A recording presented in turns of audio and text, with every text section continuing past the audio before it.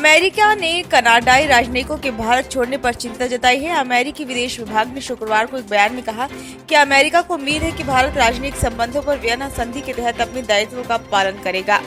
विदेश विभाग के प्रवक्ता मैथ्यू मिलर ने कहा कि हम कनाडा के राजनयिकों के भारत छोड़ने से चिंतित हैं। हमने भारत सरकार से कनाडा की राजनयिक उपस्थिति में कमी पर जोर नहीं देने और कनाडाई जांच में सहयोग करने का आग्रह किया है। विदेश विभाग के अधिकारी मिलर ने कहा कि मतभेदों को सुलझाने के लिए संबंधित देश के राजनयिकों की उपस्थिति जरूरी होती है। हम उम्मीद करते हैं कि भारत राजनयिक संबंधों पर वियना संधि के तहत अपने दायित्वों का पालन करेगा, जिसमें कनाडा के राजनयिक मिशन के मान्यता प्राप्त अधिकारियों को मिले विशेष अधिकार भी शामिल हैं। खालिस्तान समर्थक आतंकी हरदीप सिंह निज्जर की हत्या को लेकर जारी विवाद में भारत के कड़े रुख के बाद कनाडा को अपने 62 में से 43 राजनयिकों व उनके परिजनों को वापस बुलाना पड़ा है। अब नई दिल्ली स्थित कनाडा उच्चायोग में सिर्फ 21 राजनयिक रहेंगे। हालांकि कनाडाई राजनयिकों की संख्या 10 अक्टूबर तक कम करनी थी। कनाडा ने निजी बातचीत में भारत को मनाने की कोशिश की, पर बात नहीं बनी। कनाडा के पीएम जस्टिन ट्रूडो ने कहा कि इस कार्रवाई से भारत कनाडा में लाखों लोगों के लिए सामान्य जीवन कठिन हो गया है।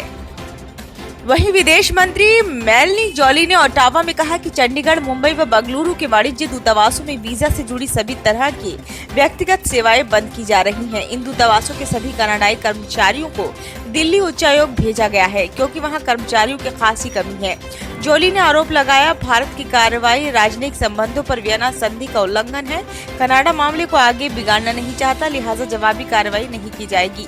जोली ने कहा, भारत के राजनयिक छूट खत्म होने से राजनयिकों और उनके परिवारों के लिए खतरे की आशंका थी, लिहाजा हमने उनकी सुरक्षित निकासी सुनिश्चित करते हुए 20 अक्टूबर से पहले उन्हें भारत से निकाल अलग अलग मिशनों में तैनात कर दिया है। कनाडा की ओर से राजनयिक संबंधों पर वियना संधि के उल्लंघन वाले आरोप के जवाब में विदेश मंत्रालय ने शुक्रवार को दो टूक कहा कि दिल्ली और ओटावा में राजनयिक उपस्थिति में समानता की बात कर भारत ने किसी अंतर्राष्ट्रीय नियम का उल्लंघन नहीं किया है। विदेश मंत्रालय ने कहा, राजनयिक क्षमता की समानता को लागू करने की भारत की मांग वियना संधि के अनुच्छेद 11.1 के अनुरूप है।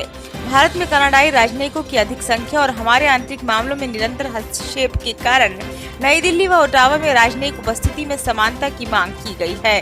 कनाडा के नागरिकता, आव्रजन और शरणार्थी मामलों के मंत्री मार्क मिलर ने कहा, राजनयिक तनाव की वजह से दोनों देशों के रिश्तों की खटास का थोड़ा असर जरूर पड़ेगा। कनाडा भारत से अस्थायी व स्थायी निवासी आवेदनों को स्वीकार करता रहेगा, पर वीजा आवेदनों में अब पहले से अधिक समय लगेगा। राजनयिकों की वापसी के बाद आव्रजन और वीजा का काम देखने वाले कर्मचारियों की संख्या 27 से घटकर महज 5 रह गई है।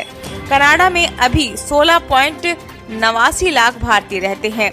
ब्यूरो रिपोर्ट, नई दिल्ली।